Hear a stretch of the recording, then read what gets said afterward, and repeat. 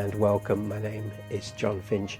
I just wanted to put a video together just to wish you all the happiest of holidays as we go through this holiday season, and I wish you much joy and peace with your family, your friends, or contentment in yourself.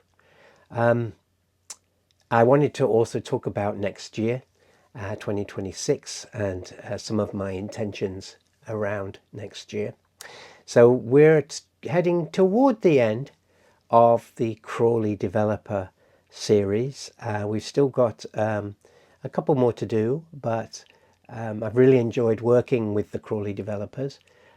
He was a master, and his skill and the way he pushed the boundaries of photochemistry has always been a fascination of mine, and some fine developers came out of it as well.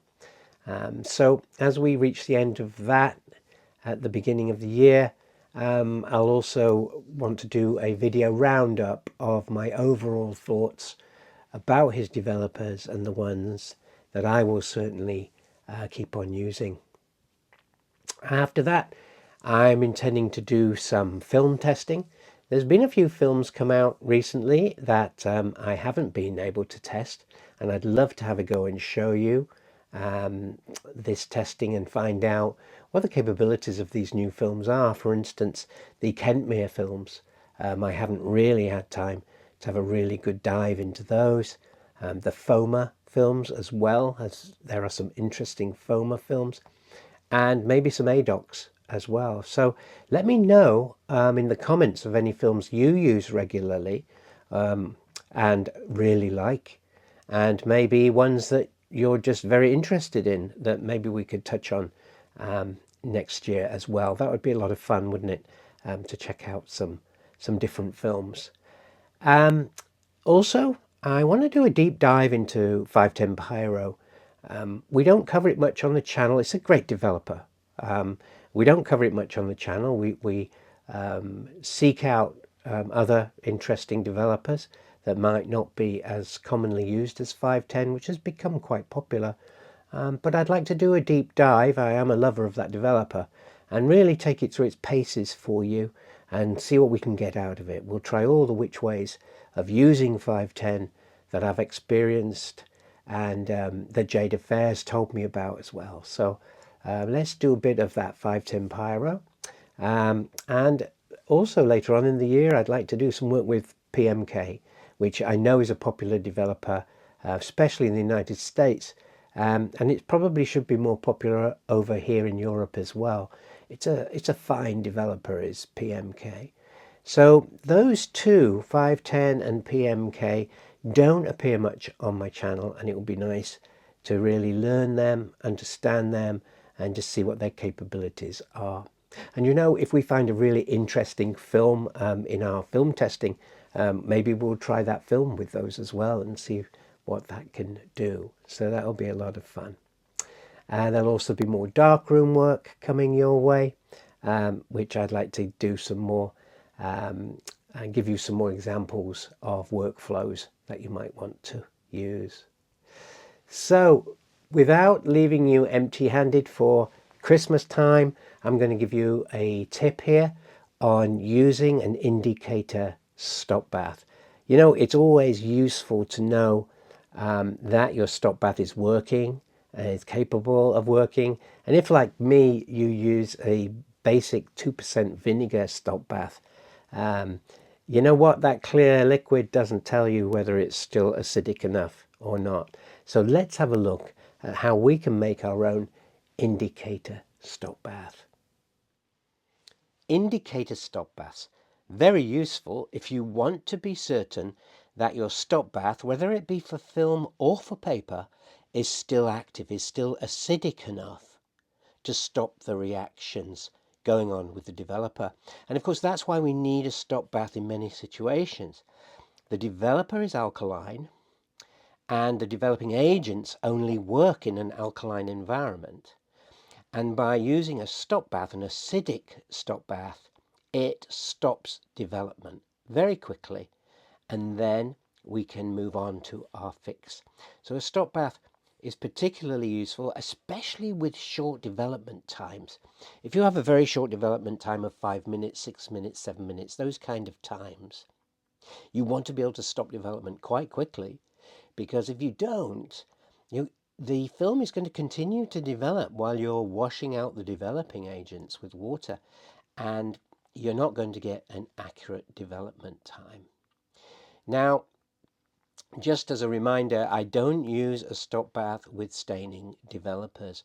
So this is only for regular developers. And in fact, the Crawley developers that I've been showing you lately are all normal developers, so they use a stop bath.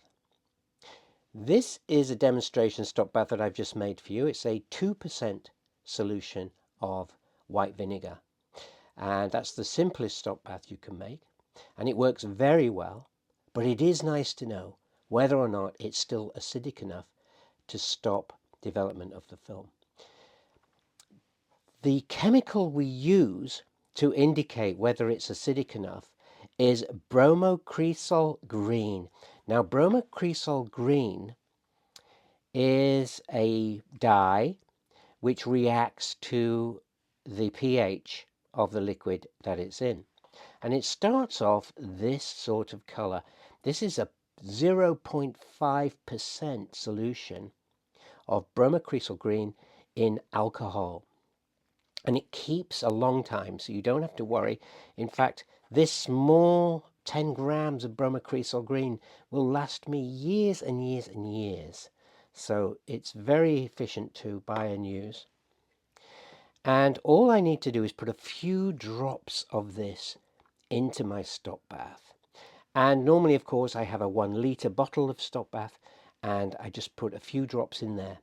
And I just keep adding drops until it's the color that I can see clearly is this yellow color of acidity. So let's do that now.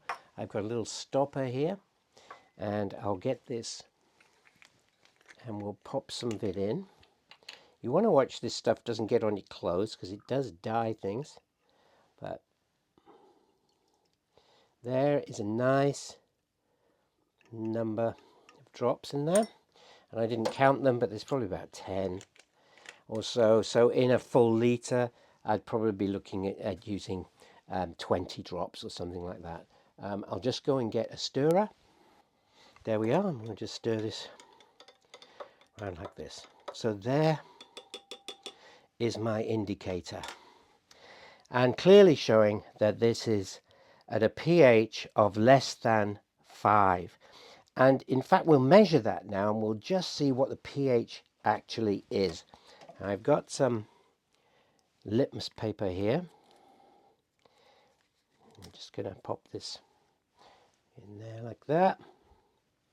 And we can see the pH here is around about between 3 and 4. About 3.5 is the pH of this vinegar. 2%. Put that in there.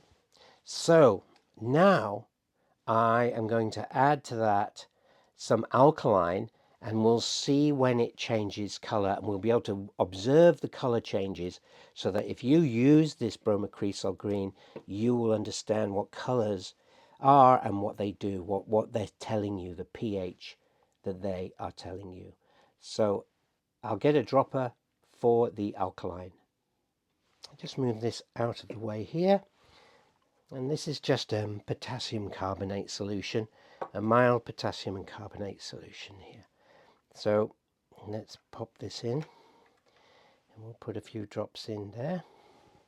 And I'll stir it as I'm adding potassium carbonate.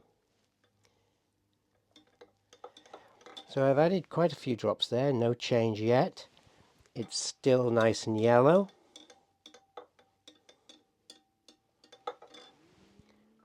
No change yet. Just keep adding.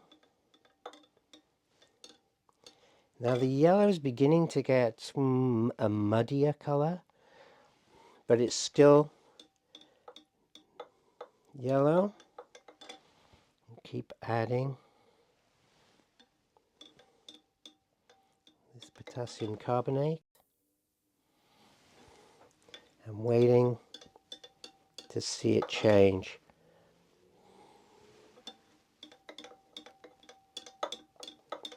It's beginning to turn. I can see a little bit of change going on here.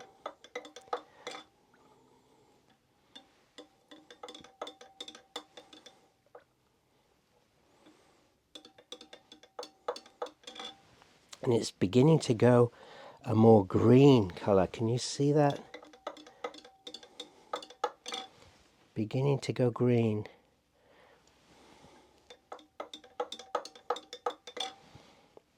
Still not there yet. It's definitely going green now.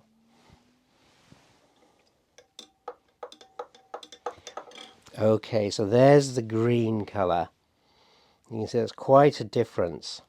So let's just see now what pH that is at that green color.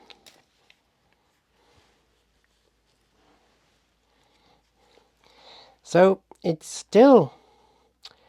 about 5. In fact, it's almost certainly between 4 and 5, but nearer 5. So still nicely acidic, but beginning to become less. So we've moved up at least 1 pH zone, maybe 1.5 zones to the pH 5, which is still good enough to stop the film or paper. But now we're going to continue adding, and we'll see the next color change.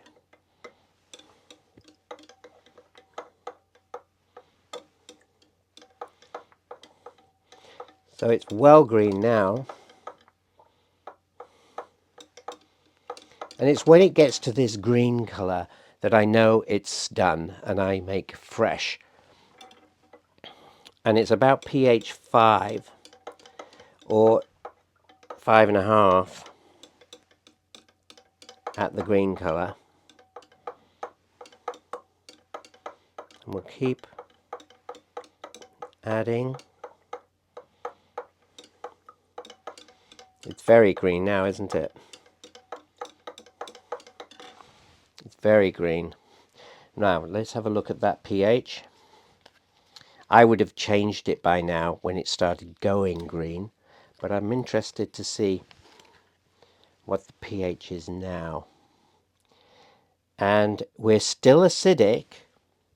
And it's gone to around about 5.5. 5.5, I would say. That's good. So you would definitely need to have changed it by now. But you know what? This would still stop film at 5.5. And we'll keep adding. It's very green. And what we're actually looking for is it to go a bit more blue. I'm going to pour this in a little bit faster here. And it's going blue. There. Can you see that that's gone blue now?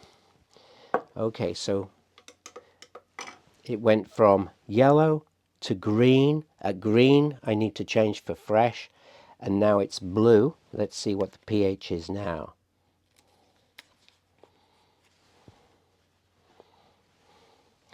And now it's at about pH 6. Still acidic, but only just.